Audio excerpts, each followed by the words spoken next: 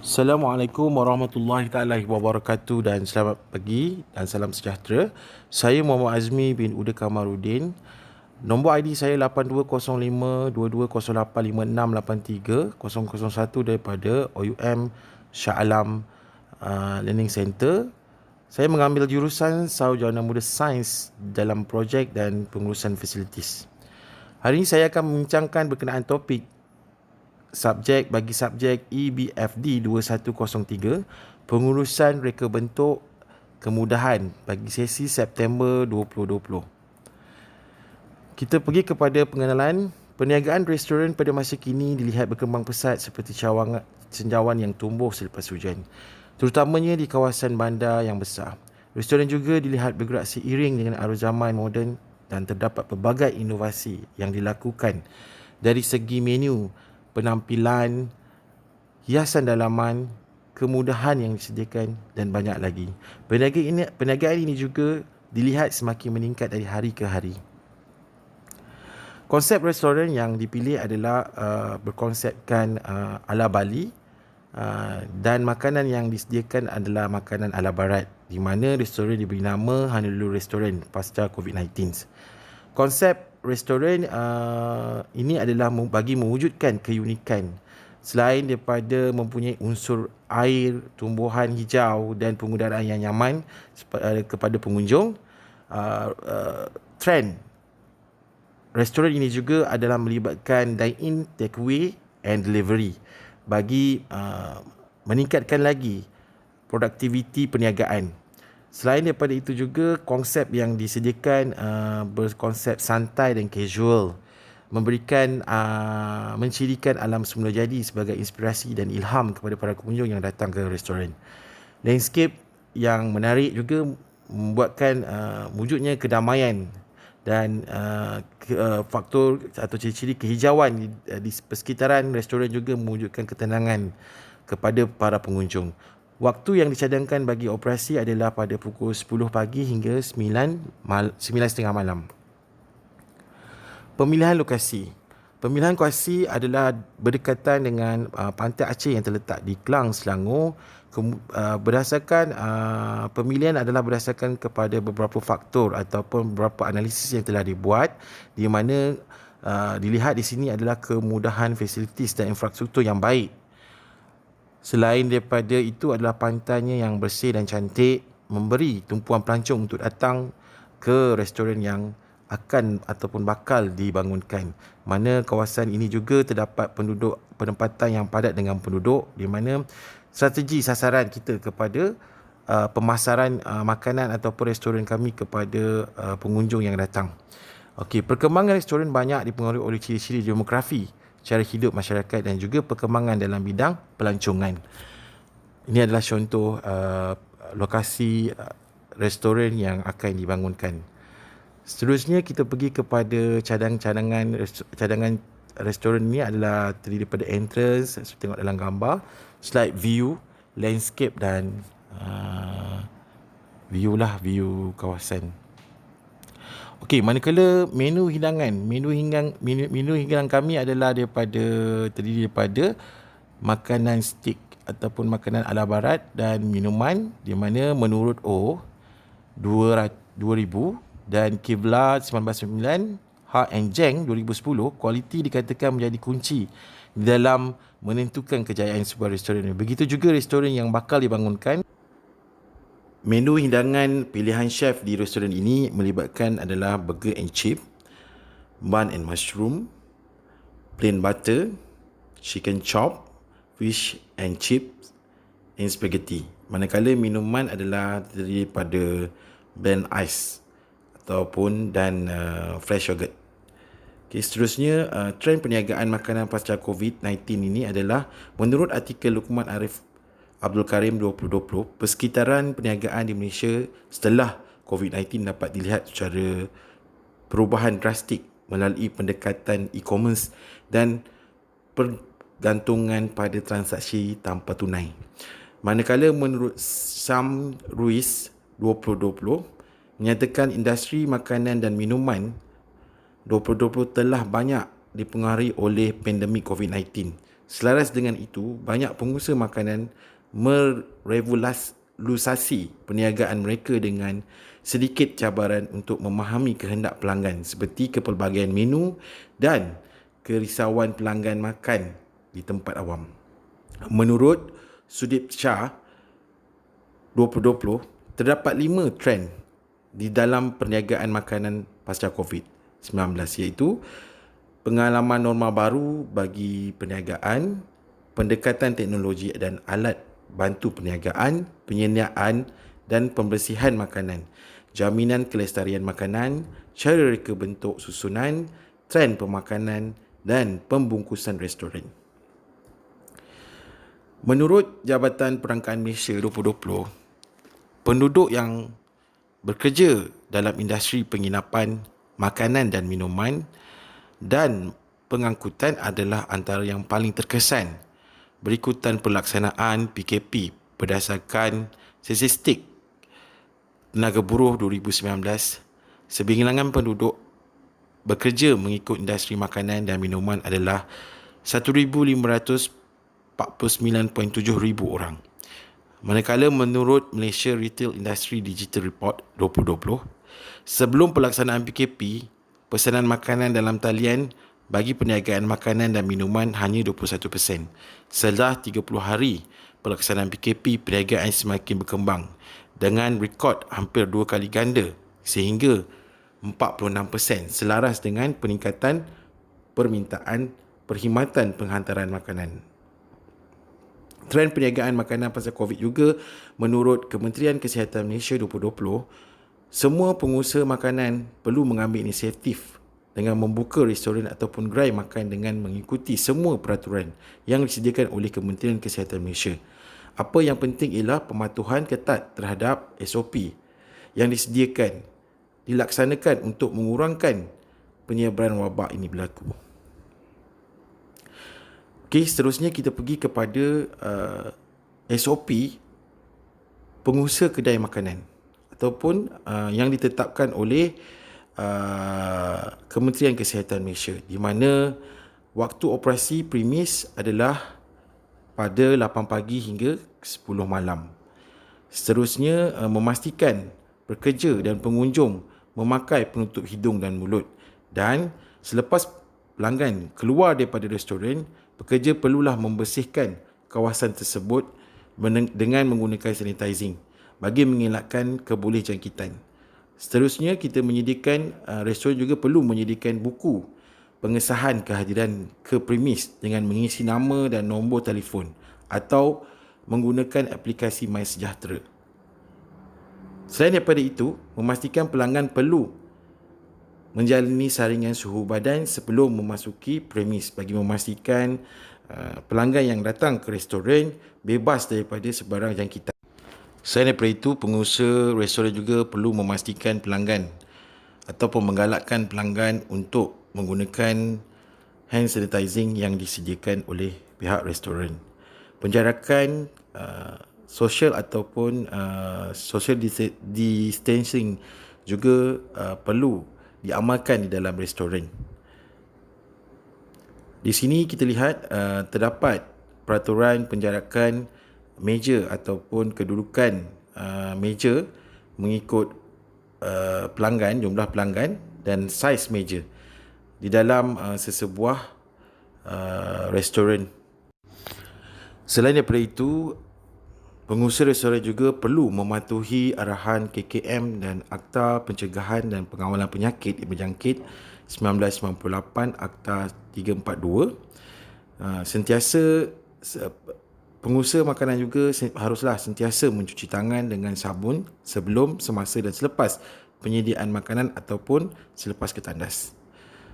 Selain daripada itu juga, pengusaha restoran perlu menyediakan garis penjarakan 1 meter di kaunter pembayaran bagi mengekalkan penjarakan pengunjung. Selain daripada pengusaha makanan juga digalakkan menggunakan cara pembayaran atas talian ataupun dikenali sebagai e-wallet ataupun online. Seterusnya, kita lihat SOP bagi pelanggan pula yang mengunjung ke premis makanan. di mana pelanggan juga digalakkan untuk menjalani saringan atau suhu badan sebelum masuk ke dalam premis. Pelanggan digalakkan untuk menggunakan hand sanitizing yang disediakan di dalam premis. Pelanggan yang telah membuat pesanan di atas talian dan pesanan terus, pengusaha makanan hendaklah terus keluar mengambil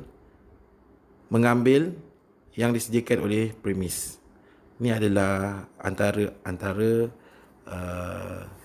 penjarakan di premis yang perlu diamalkan oleh pelanggan yang berkunjung ke restoran. Okey, selain daripada itu, mana-mana premis, perniagaan ataupun kilang yang tidak mematuhi SOP yang ditetapkan Kementerian Kesihatan Malaysia ketika beroperasi dalam tempoh PKP akan dikenakan tindakan tegas, termasuklah penutupan premis dan operasi.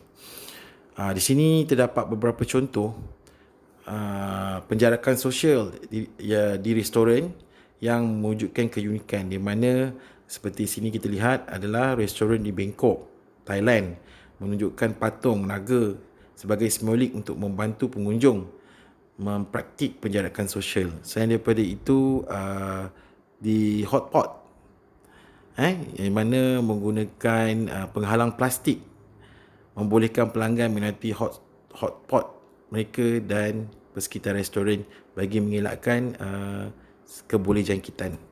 Seterusnya, contoh kedua adalah restoran di Sweden, di mana restoran ini menawarkan pelanggan menikmati hidangan secara solo di tengah-tengah padang.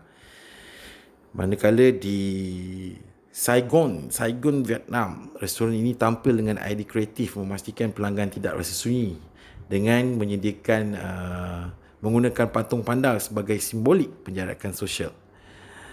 Manakala di Maryland, Amerika Syarikat, tampil dengan idea kreatif menjadikan gelung getah tayar gergasi sebagai meja untuk pelanggan. Pemilik restoran membeli meja bumper buatan khas dan beroda demi memastikan setiap pelanggan berada 1 meter antara satu yang sama lain. Dan di Paris pula, menggunakan penutup lampu plastik bagi mengelakkan kebolehjangkitan. Individu yang makan rasa lebih selamat dan selesa. Seterusnya, di Zoological Park di Jepun juga menggunakan boneka yang besar ataupun dipanggil tikus raksasa yang terdapat di Amerika Selatan, diletakkan di atas di sebelah meja, di mana tempat duduk untuk penjarakan sosial 2 meter di antara pengunjung dikekalkan. Manakala di Istanbul, Turki, kubah-kubah tambahan ke kawasan luar, makanan malam masih dapat menikmati pandangan muara Golden Horns semasa mereka makan malam di dalam kubah. Okey, seterusnya kita pergi pada pengurusan ruang untuk restoran. Menurut Katie MC Ken, setelah Mike Ken 2020, setelah berlakunya pandemik COVID-19, susun atur restoran perlu dirancang dengan baik dan akan kelihatan jauh berbeza daripada dulu. Keperluan ini adalah untuk menampung jarak fizikal dan had kapasiti ruang dan penyesuaian pada plan lantai dan SOP pandemik. Di antaranya adalah membuat penyusunan meja, penambah ruangan sekatan dan menyusun semula semua ruang restoran. Menurut Restaurants Time 2020, pengurusan ruang adalah penting bagi memastikan kecekapan dalam pengurusan restoran. Salah satu aspek terpenting daripada susun atur restoran adalah memastikan penggerakan kaki tangan dan pelanggan restoran berjalan lancar. Susun atur restoran harus dirancang dengan baik bagi membolehkan pelanggan masuk ke dalam restoran dengan mudah, dan seterusnya menuju ke ruang makan. Pengurusan ruang melibatkan, di sini reka bentuk, dari segi reka bentuk restoran terdapat restoran ini terdapat store, dapur, kaunter pembungkusan makanan, pantry, pejabat, ruang makan, sinki dan kaunter.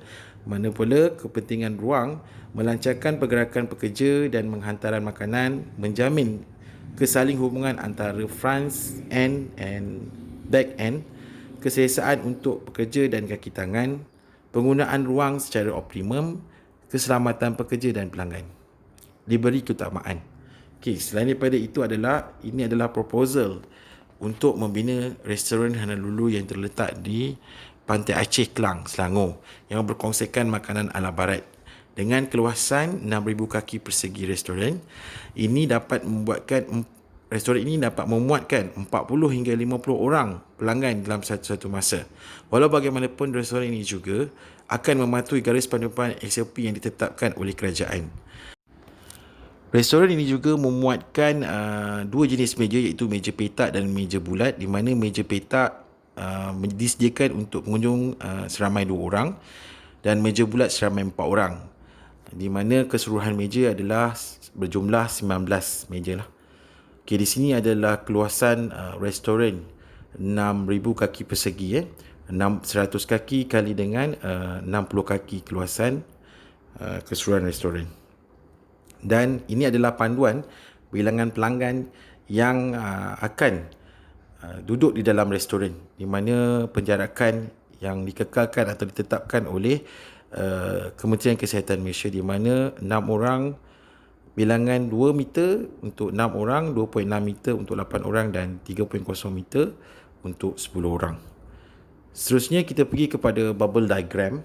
Ini adalah penggunaan ataupun bubble diagram menunjukkan penggunaan ruang sepenuhnya dan flow proses kerja yang berlaku di dalam restoran ataupun yang dijalankan di dalam restoran bagi meningkatkan produktiviti restoran, di mana susun atur ruang dan susun atur perabot yang terdapat di restoran serta di jalan pintu masuk. Kita lihat di sini pintu masuk kita dapat 2 pintu, iaitu satu pintu masuk dan pintu keluar, di mana anak panai menunjukkan flow di mana jalan keluar daripada masuk dan keluar. Selain daripada itu juga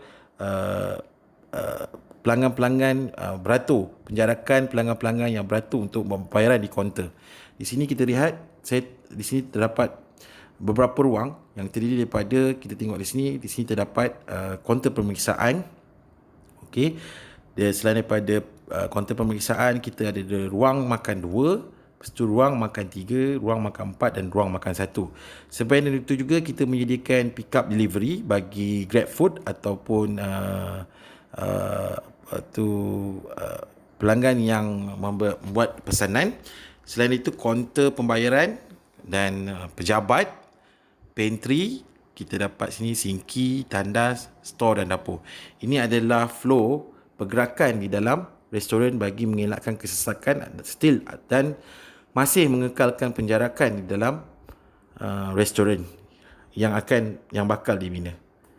Okey, kita pergi tengok di sini ada penjarakan meja di dalam restoran ni. Penjarakan meja yang melibatkan setiap meja mempunyai space, seperti mana SOP yang ditetapkan adalah 2 meter antara meja. Di sini kita boleh tengoklah meja bulat dan meja petak, macam mana dia punya penjarakan. Baik, seterusnya kita pergi kepada kedudukan meja dan penjarakan sosial di dalam restoran yang bakal dibina. Di sini kita memiliki 2 jenis meja, iaitu meja petak untuk 2 orang dan meja bulat untuk 4 orang. Sini adalah kedudukan yang disusun. Dia disusun atur bagi mengelakkan kesesakan dalam restoran, di samping dapat mengekalkan penjarakan yang di mana bagi mematuhi SOP yang telah ditetapkan. Selain daripada itu juga 2 pintu masuk dan keluar disediakan di dalam restoran ini bagi perkara-perkara jika berlaku sebarang kecemasan. Okey. Seterusnya kita pergi kepada susun atur perabot. Okay, susun atau perabot seperti yang ditunjukkan di dalam gambar rajah. Kita dah tunjukkan kat sini terdapat 8 bagi meja bulat. Di sini di tengah-tengah terdapat 8 meja bagi 4 orang. 4 orang untuk meja bulat kerusi terdapat 8 meja, dan manakala bagi meja petak di bahagian bawah ni terdapat 5 meja, dan di sebelah kiri saya terdapat 3 dan di bahagian atas ada terdapat 3. Okey, selain daripada itu juga di dalam plan ini menunjukkan susun atur ruang ataupun susun atur setiap bahagian di mana terdapat tandas, pintu masuk, tandas, sinki, pantry, store, dapur, pejabat, kaunter pembayaran, pick up delivery, ruang makan dan kaunter keluar. Okey, seterusnya kita pergi ke reka bentuk restoran. Ini adalah contoh reka bentuk restoran yang bakal dibangunkan dengan dining area, kitchen area dan sajian makanan yang disediakan. Kesimpulan daripada apa yang dibuat, di mana saya dapati memaksimumkan penggunaan ruang dapat meningkatkan produktiviti sesebuah restoran. Konsep yang kreatif, inovatif dan memahami keperluan pelanggan adalah kunci kejayaan dalam sesebuah perniagaan restoran. Kajian lepas menunjukkan bahawa perniagaan restoran yang berjaya adalah restoran yang memahami keperluan pelanggan dengan tepat dan seterusnya dapat mengembangkan perniagaannya mengikut trend permintaan pasaran. Sekian saja dulu daripada saya. Assalamualaikum warahmatullahi taala wabarakatuh. Sekian, terima kasih.